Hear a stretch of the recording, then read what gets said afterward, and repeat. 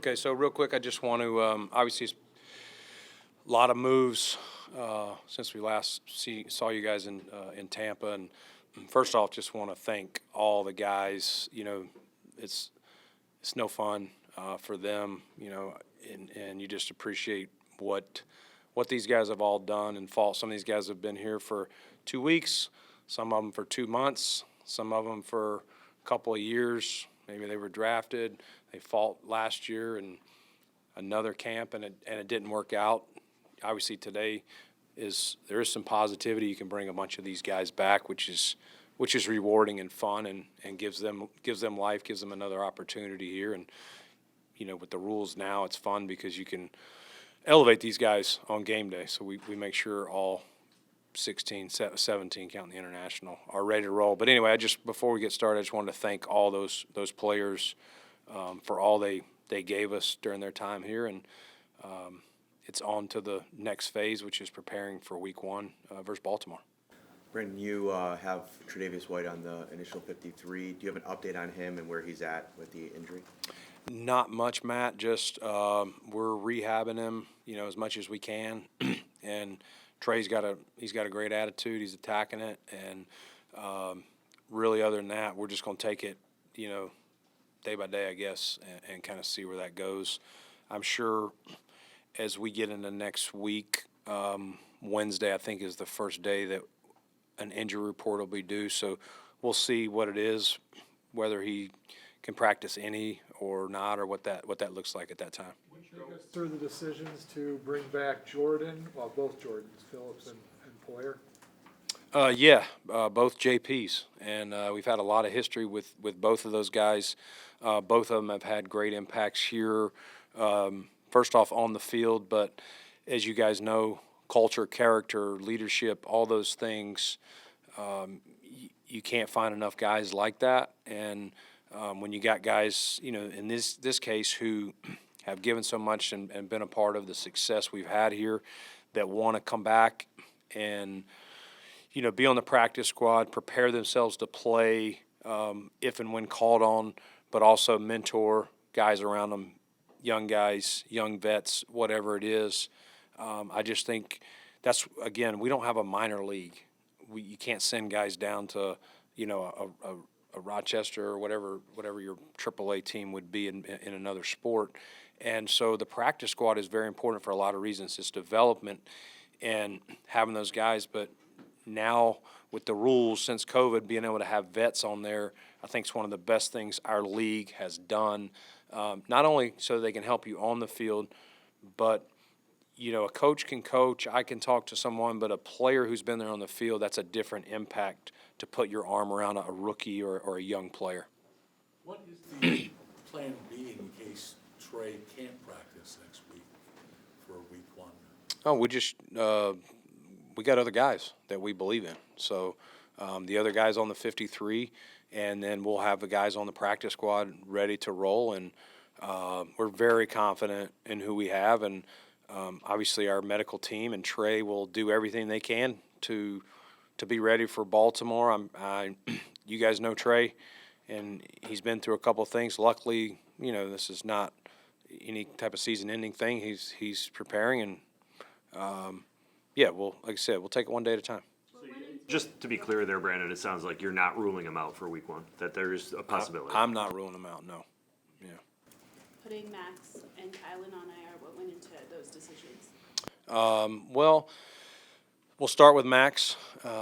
Obviously, unfortunate what happened to him back at St. John Fisher, and so we knew it would be a decision at the time.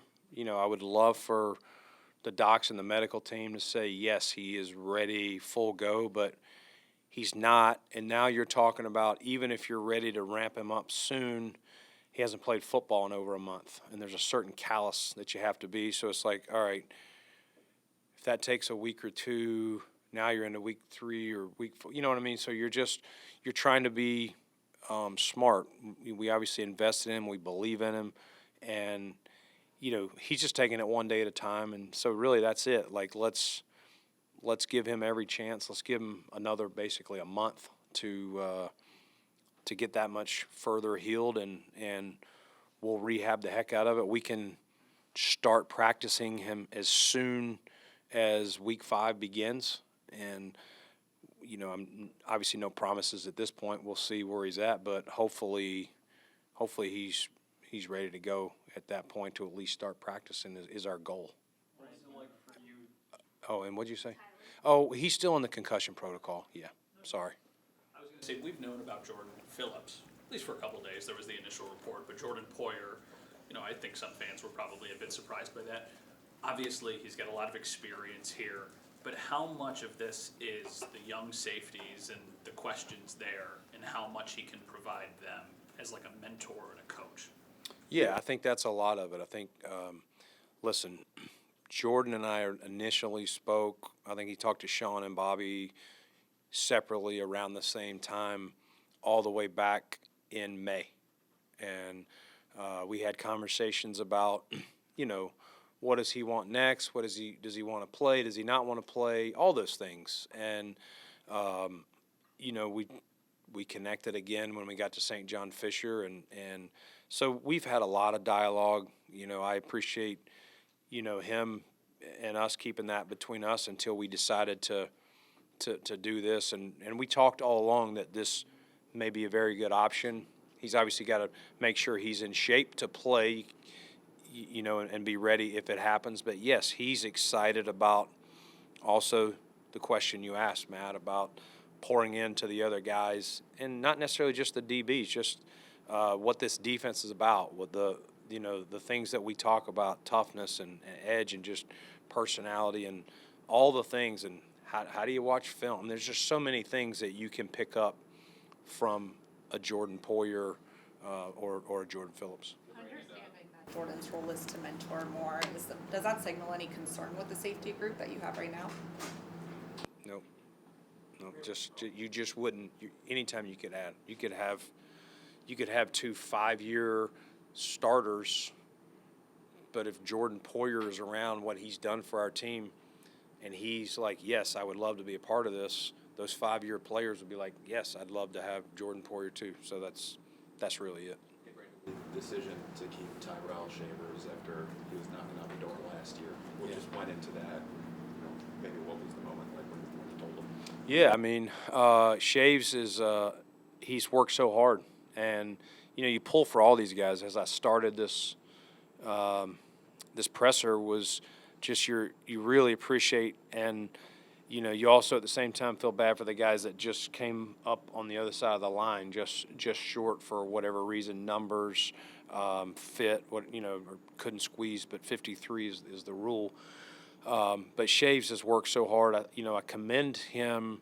Not only I think he's continued to improve his game and his feel for our offense, his connection with our quarterbacks, but special teams. We really have stressed to him since he's been here, if you're not trotting out with the starting group and playing starter reps, that if you can help on 4th down, at least a couple of phases, the more the better. But if you can at least do that and have some type of impact, that helps us get you onto this 53, because when we get to game day, we only get to dress 48. And so we've got to make sure every part of the kicking game is covered as well. And I think Shaves has shown that he's earned that opportunity. He'll tell you, before I tell you, there's still, he's still got to continue to work and grow and improve. But we have a lot of confidence. Joe Brady has confidence in him. Chris Tabor has confidence in him, and Sean McDermott do. And ultimately, that's why we made the decision to keep him on our 53. What led you to bringing Shane back? And obviously Mike is the odd man out, I guess, out of the 4 quarterbacks. Yeah, I mean, listen, those are tough. Hard to hold 4 quarterbacks, whether you do 2 on the practice squad and 2 on the active, or 3 and 1, just from a number. So you got to make decisions, and not easy. Like, I thought all those guys, had good moments, but just like I was saying there, with where Shaves has been on this side of the line before, this year he's on the other side of the line, and tough decisions. I'll say Mike White can play in this league. We would not hesitate to call Mike White back here and we loved our time with him. He got here literally a year ago now and signed our practice squad and was an integral part. You know, I know Josh and RC, Ronald Curry, and Joe Brady, and Sean, and I know myself were all in that quarterback room, was appreciative of what he did here. And just because he's not here now doesn't mean, you know, we wouldn't call him in the future. As far as Shane, tough injury last year, knocked him out. You know, we had him the previous year, and we're excited about where he was. Kind of lost a year, but I'll say the young man, when he got healthy with that neck, really worked on the side the best he could. We traveled him on the road just to be on the sidelines and be involved. And, you know, I thought this year you saw him take a step from a year ago, and as a young man, you want to keep developing. But tough decisions, excited, you know, with our quarterback room where it's at. And, you know, hopefully Mike lands in a good spot, but we wouldn't hesitate to bring him back. Back to Shavers, did it help, did it strengthen his case that his skill set is just, it's different from what can get from Curtis and Elijah in particular? Yeah, I mean, I think you have to consider everything. You have to consider what's the position flexibility, not only physically, but mentally. Shaves is a very smart guy. He can line up. Just because I have the skill set to line up inside or out doesn't mean I can mentally do that, even on a drive, you know, how the play is called in the huddle, you know, whether it's flipped or not. So that's very important. And then, again, we emphasize run game, too. You're talking about a bigger body. You know, we want all our guys, you know, however you want to say it. There's slogans out there, no block, no rock, or whatever your jargon is. All those things. Shave is a team player, whether it's the run game, running a guy off to clear out for someone else, or whether he needs to run the slant route. You know, you guys saw him catch the fade ball the other day. Like, when he's out there, if the defense says throw it to Shavers, Josh is going to let it rip, or Mitch, or whoever's in the game. And there's a lot of trust with him, again, not just with the backup quarterbacks, but with number 17. And obviously he got a little bit of playtime last year, had the big play at the end of the I don't remember, it was a Jets game maybe. But, yeah, I think it's the versatility, mentally smart, physically and mentally tough, and again, we talked about his improvement on special teams.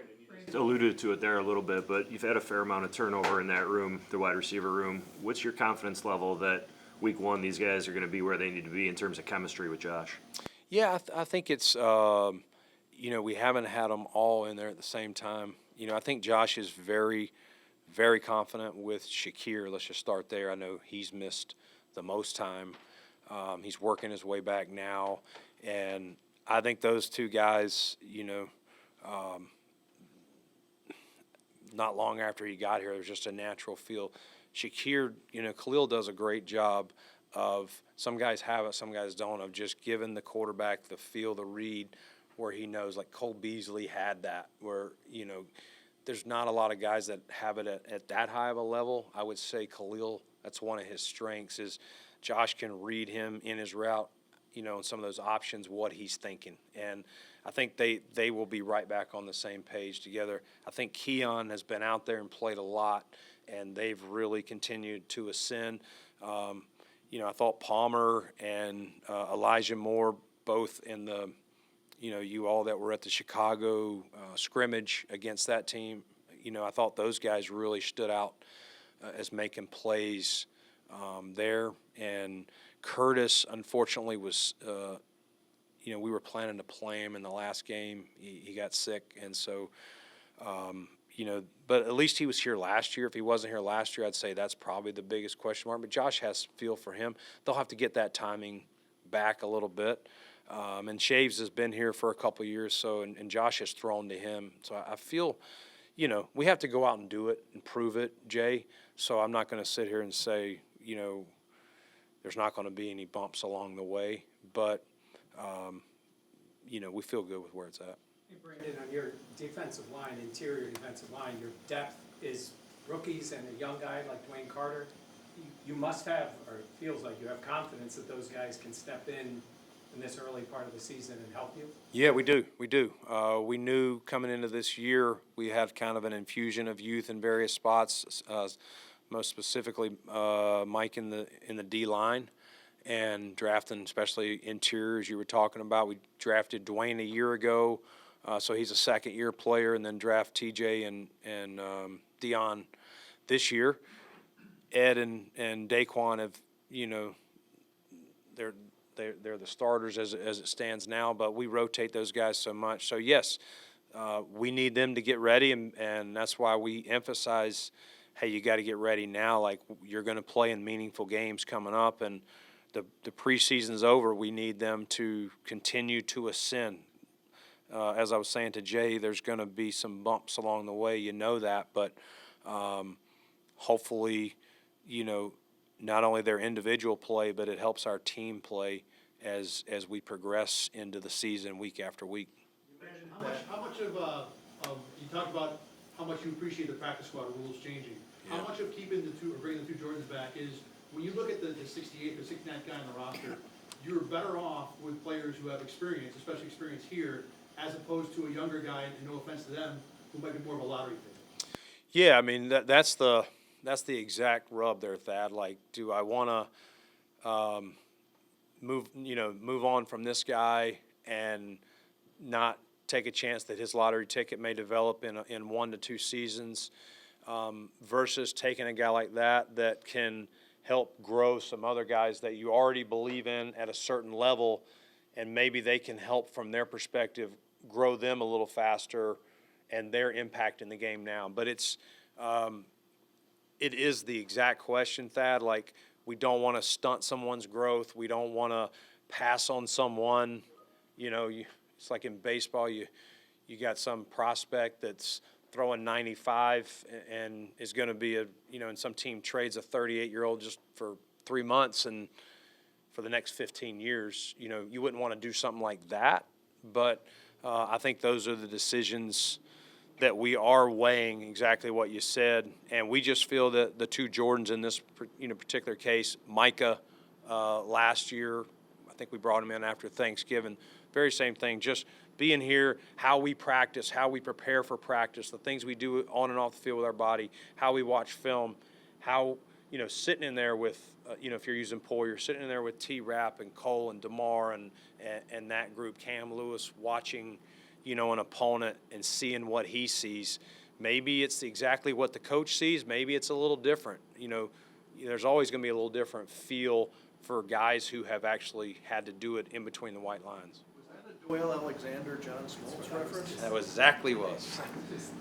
My question's almost the same as that, but what is the calculus of when you sign a guy back in February, March, or when you're allowed to, and knowing that he's probably on the practice squad, you're going to have him come in and compete, but he's a veteran guy who is going to be in your system for the purpose of, in 5 months, practice squad. How has the rules changed the way you implement that part?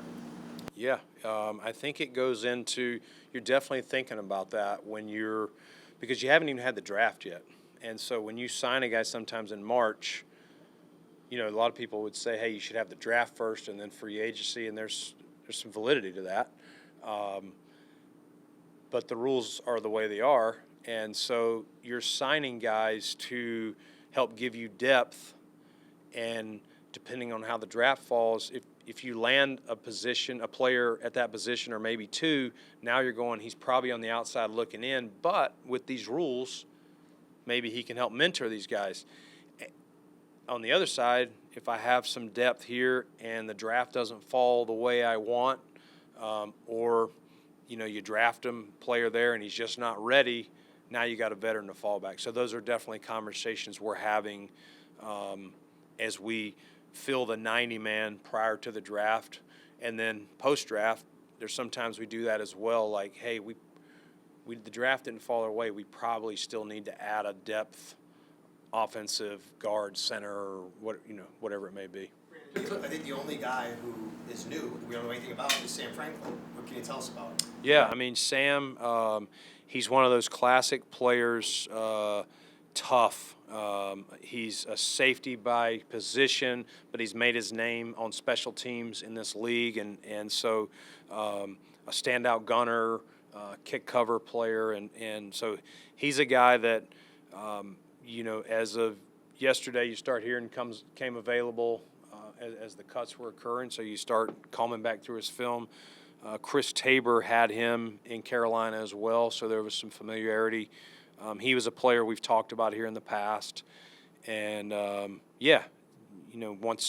once the waiver wire comes out and you see it's legit, you start connecting dots and put your recruiting hat on. So excited to add Sam and into the mix, and we'll take it day by day and see how quickly we can get him up to speed.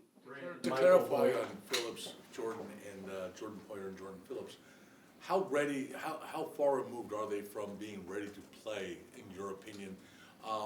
And I guess just to clarify, this isn't kind of like a Micah Hyde thing where he's going to be they're going to be mostly tutoring guys. These guys are ready to play.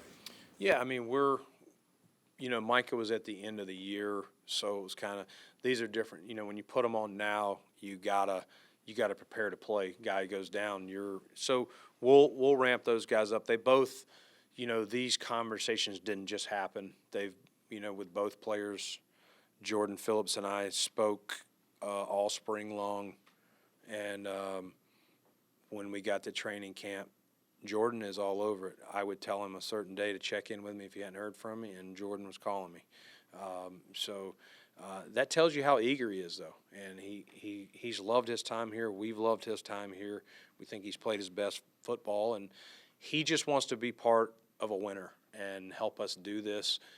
And that's what I love both Jordans. They're selfless. Of course, they're competitive. If their number's called, they're going to go out there and do the best. But they also understand it's do whatever it takes. Help a guy on practice squad. Help a guy on active. Help a guy prepare for an upcoming opponent. We'll have to ramp them up, though. Just like I was talking about with Max, part of that decision when you get to there is if Max was almost ready and had only been out a week, he's still in football condition. These guys have not been calloused up. It won't be training camp style since we're getting into regular season mode where you have a lot less padded practices. But they'll work themselves up. They've been getting themselves in shape, and we'll let the medical team and the strength staff kind of tell us when they think that is, whether that's a couple weeks, 3 weeks. I don't know. Michael Hoyt got a lot of reps in the preseason. Ogunjobi not quite as much.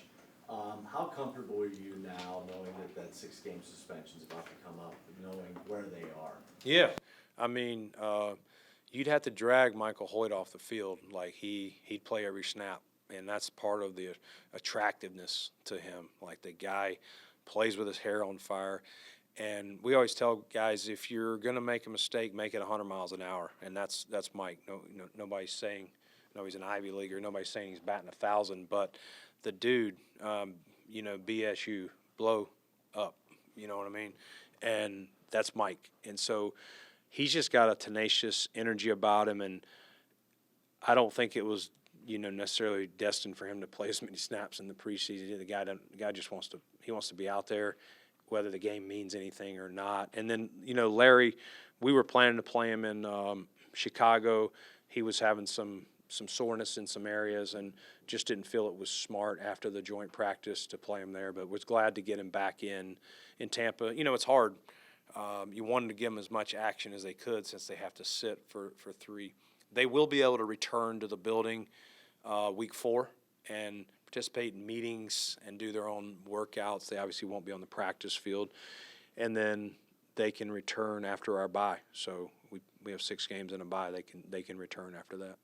How helpful is that to have those 2 guys come week 8, if you've got somebody banged up, performance, whatever it is, to kind of insert those at that time? Yeah, I mean, once we signed them and then had the draft and it fell the way it did, it's like, man, at this time we have a surplus. You don't know how injuries are going to happen, but hopefully we can stay healthy. But to your point, if we're struggling there or someone's not playing them, they're going to be added pieces that we can bring back in there. So it's up to them. They have a tough assignment. You're kind of put on an island here for a little bit. It's up to them both, but they're both professionals. I think Larry was a Walter Payton Man of the Year in the past, and Mike is, he's a true pro also. So we've had conversations with them. They understand what we expect. They have their workout routine, and they have to find ways on their own to do some of these football drills. You know, you can't just run on a track. You got to try and make sure you're as ready and calloused as you can in case your number's called the very first week they're back. Are both Jordans and Sam here today, Brandon? Yes, yes, and yes. Okay. Yeah. Thank you.